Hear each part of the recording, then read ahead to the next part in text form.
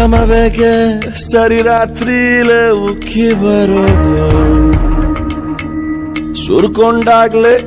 ಹೃದಯಕ್ಕೆ ಯಾಕೆ ಸುಖ ಬರೋದು ಈ ರಸ್ತೆಗೆ ನಾವು ಬರೋದು ಮೊದಲೇ ಗೊತ್ತಿರ್ಬೋದು ಇಲ್ಯಾವುದೋ ಊರ ಆಸ್ಪತ್ರೆಯಲ್ಲಿ ನಮ್ಮಪ್ಪ ಹುಟ್ಟಿರ್ಬೋದು